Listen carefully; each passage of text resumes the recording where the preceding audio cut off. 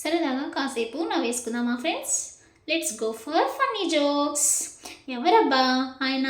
పెళ్ళికి వచ్చిన వారందరినీ కాళ్ళకు దండం పెడుతున్నాడు ఆశ్చర్యంగా అడిగాడు ఒకతను.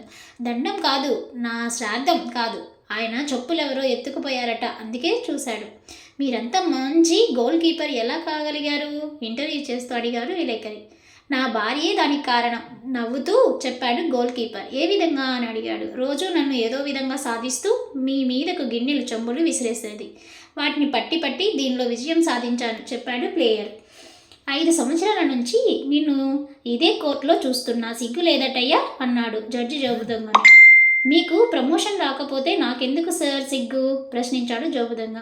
హలో ఎడిటర్ గారా? నమస్కారం సార్, నేను రైటర్. నా కథను మెచ్చుకుంటూ విమర్శిస్తూ ఏమైనా ఉత్తరాలు వచ్చాయా? వచ్చాయి, 2 వచ్చాయండి. అదేంటి 2ఏనా? నేను దాదాపు 100 రాసానే అన్నాడు.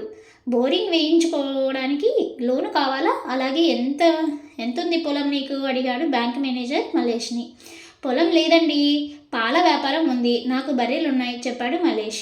డాక్టర్ గారు, 4 రోజుల నుంచి మెడ అస్సలు తిరగడం లేదు, కొంచెం చూడండి సార్ బాధగా అన్నాడు. భయపడకండి, నేను అటువైపు నుంచి మాట్లాడతాను లేస్తూ అన్నాడు డాక్టర్. అబ్బా, ఇల్లు ఎంత నీటుగా సర్ది ఉంది, ఎక్కడ ఉండాల్సిన వస్తువులు అక్కడ ఉన్నాయి, కట్టెలు శుభ్రంగా ఉన్నాయి, వెరీ గుడ్, నీ భార్యను అభినందించాలి అన్నాడు రమేష్.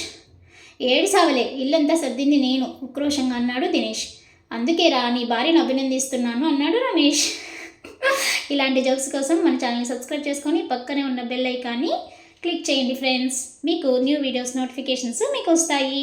అదేవిధంగా మన ఛానల్లో పిల్లలకి బెడ్ అండ్ స్టోరీస్, సరదాగా కాసేపు నవ్వుకోవడానికి ఫన్నీ జోక్స్, మంచి మంచి నవలలు కూడా అవైలబుల్ ఉన్నాయి.